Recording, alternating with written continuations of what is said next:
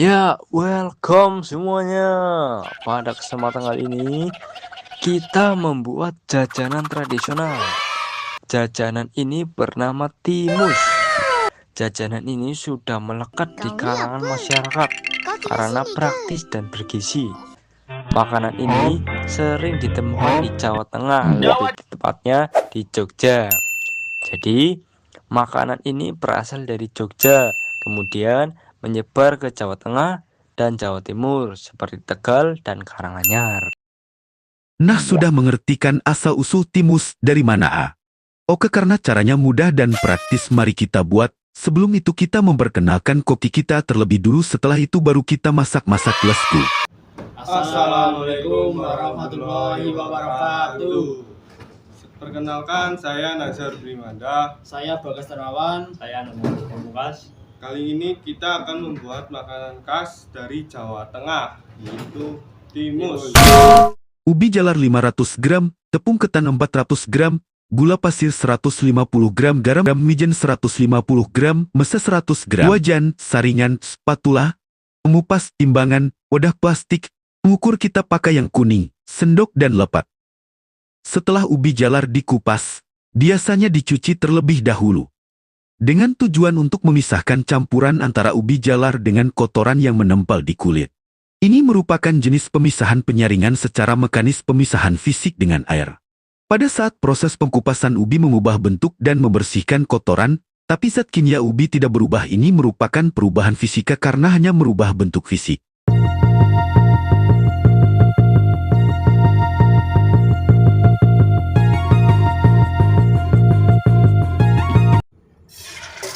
Pemisahan air saat pengukusan halaman ini bertujuan selama pengukusan, air uap akan terpisah dari ubi yang dipanaskan.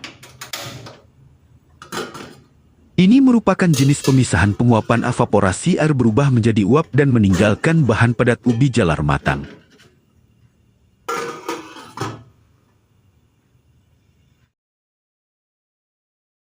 Waktu mengukus ubi jalar terjadi perubahan kimia karena reaksi pada karbohidrat.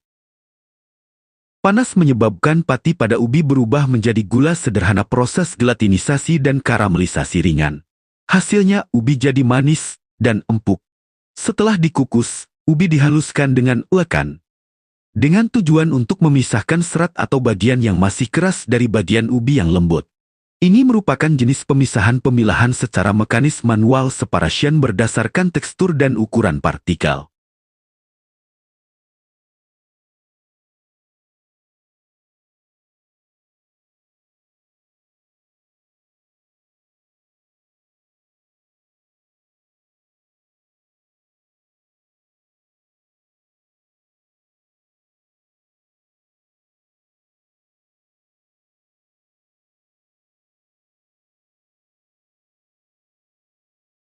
Tambahkan 2 sendok makan air hangat.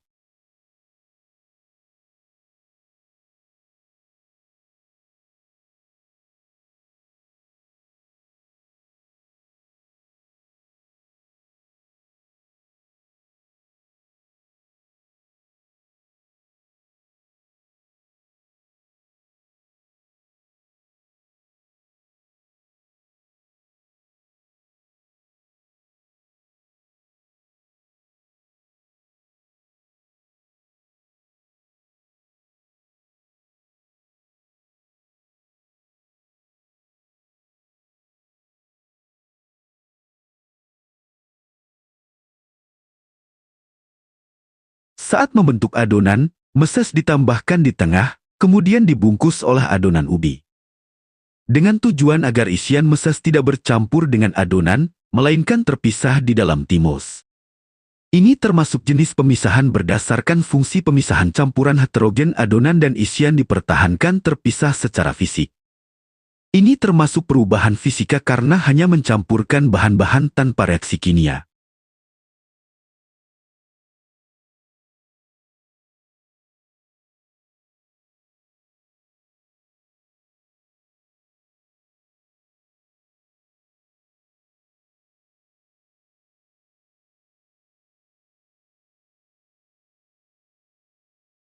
Celupkan ke air panas supaya adonan lengket.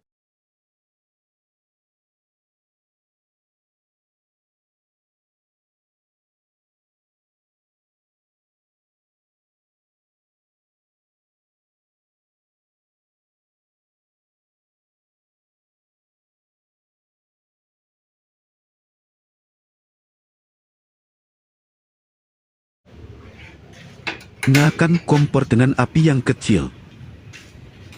Pada saat menggoreng timus terjadi perubahan kimia karena reaksi panas. Terjadi reaksi Maillard dan karamelisasi, yaitu reaksi antara gula dan protein yang membuat warna kecoklatan serta aroma harum. Pada saat melelahnya meses saat digoreng terjadi perubahan kimia dan fisika sekaligus. Lemak coklat dalam meses mengalami perubahan struktur, mencair dan menyatu sebagian dengan adonan.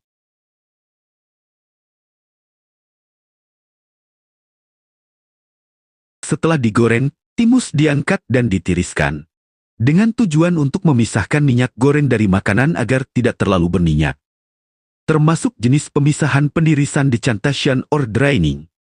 Pada saat penirisan juga terjadi perubahan fisika. Memisahkan minyak dari makanan secara fisik. Setelah ditiriskan lalu ditempatkan ke wadahnya. Nah sudah jadi, makanan timus tu lumer sekali. Lezat sekali kasih. Oke makanannya sudah jadi, mari kita testing ke pelanggan pertama kita. Let's go. Kami mas, satu harinya 5.000. Apa mas? Timus Jajanan apa? Timus. Timus. Timus itu jalar. Betul. Ini diapain? Digoreng. Oh digoreng. Ya, Berapaan mas? 5.000 satu. Ya coba ya mas gitu ya mas. Ya. Oke. Tuh ini beda. Oh ya sama. Ya. Oke. Wangi ya? Iya mas. Ya pakai uang mas. Berapa jadi? 7.000. Nih mas. Ya. Oke. Mas. Ya. Terima kasih sudah menemani membuat jajanan ubi jalar. Mohon maaf bila ada salah kata.